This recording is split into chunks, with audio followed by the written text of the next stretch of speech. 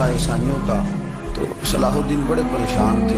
بابا جی کہنے لگے پتر کیا ہوا؟ کہنے لگے حضور پتہ چلا ہے دشمن کے 2 بحری بیڑے اسلحہ لے کے آ رہے، مسلمان پہلے ہی کمزور ہیں، اور اب اگر 2 بحری بیڑے اور آ گئے تو حضور مسئلہ بن جائے گا۔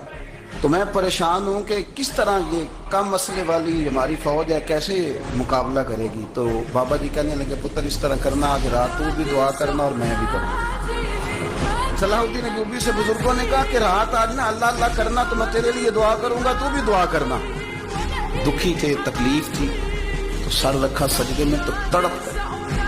اور وہ بابا جی کہتے ہیں نا مسجد آیا تو صلاح الدین چیخیں مار کے رو رہا تھا اور کہہ رہا تھا مالک میں کوئی اپنی شان کے لیے تو نہیں نہ لڑ رہا، اللہ کو میں کوئی قبضوں کے لیے تو نہیں لڑ رہا، مالک تیرے لیے لڑ رہا ہوں، مجھے بے آبرو نہ کرنا، میری مدد فرما۔ کہتے ہیں میں آیا تھا کہ مسجد میں دعا کروں گا، پر صلاح الدین ایوبی کو روتے دیکھا تو میں لوٹ گیا۔ تو سویرے صلاح الدین ملے تو بڑے خوش تھے۔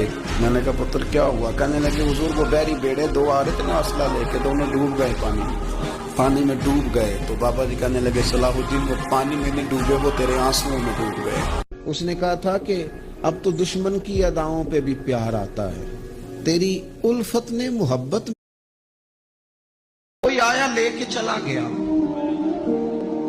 کوئی عمر بھر بھی نہ پا سکا، میرے مولا تجھ سے گلا نہیں، یہ تو اپنا اپنا نصیب ہے۔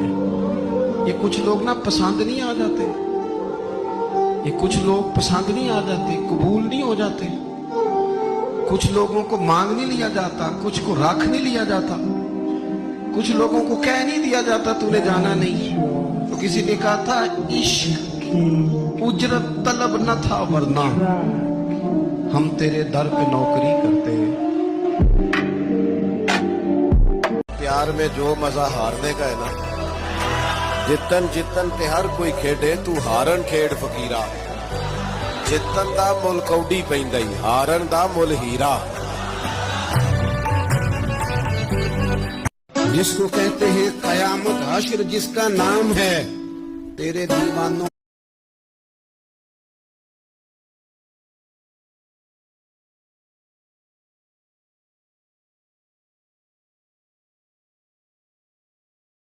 کے لیے وہ دن تو جشن عام ہے۔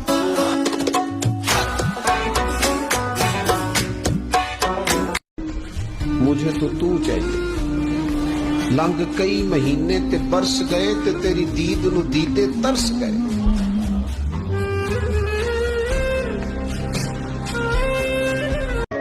کسی نے کہا تھا میرے ہاتھوں کے تراشے ہوئے مٹی کے صنم آج بت خانے میں بھگوان بنے بیٹھے۔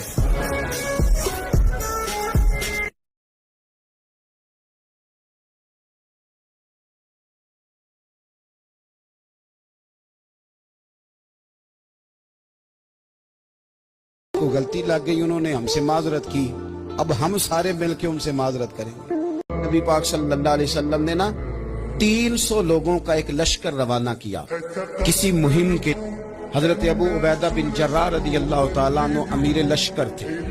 فرمایا بھوک اتنی زیادہ تھی کہ ایک ایک کھجور دن میں ایک وقت کھانے کو ملتی تھی، اور کچھ دن ایسے آئے پتے کھا کے گزارا ہونے لگے۔ یہ بخاری میں موجود ہے۔ فرماتے ایک مچھلی اللہ تعالیٰ نے دریا کے کنارے بھیجی، فرماتے ہیں وہ تھی تو مچھلی پر پہاڑ جتنی تھی۔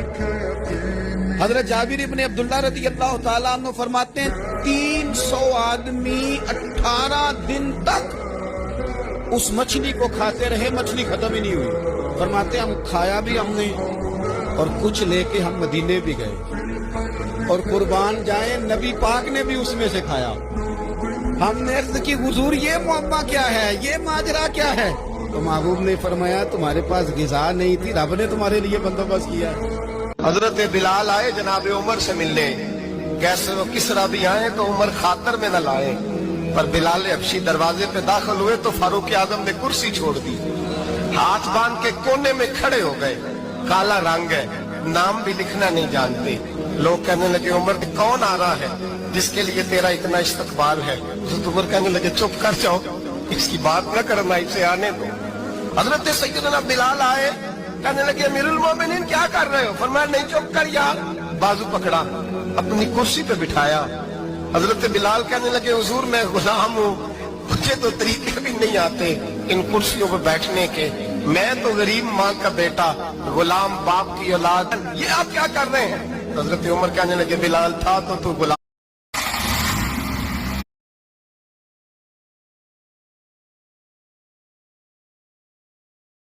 तो तू गुलाम ही, पर जब से मुस्तफा का गुलाम बना है तू हमारा इमाम बन गया है, अब तो इमाम है रसूलुल्लाह की उम्मत का। फरमाया वो मुझे दिन याद है जब मक्का फतह हुआ था, बुत टूट गए थे, बड़े बड़े सरदार थे, और मेरे नबी ने फरमाया बिलाल से कहो काबे की छत पे चढ़ के अजान दे। तो लोगों ने कहा हुजूर ये सारे जल गए हैं, किसी और की ड्यूटी लगा दे।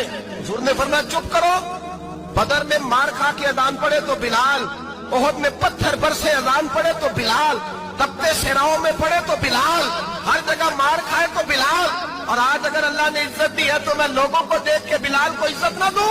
फरमाया कोई ऊपर नहीं चढ़ेगा। फरमाया मेहनत करके रोजी कमाने वाला तो अल्लाह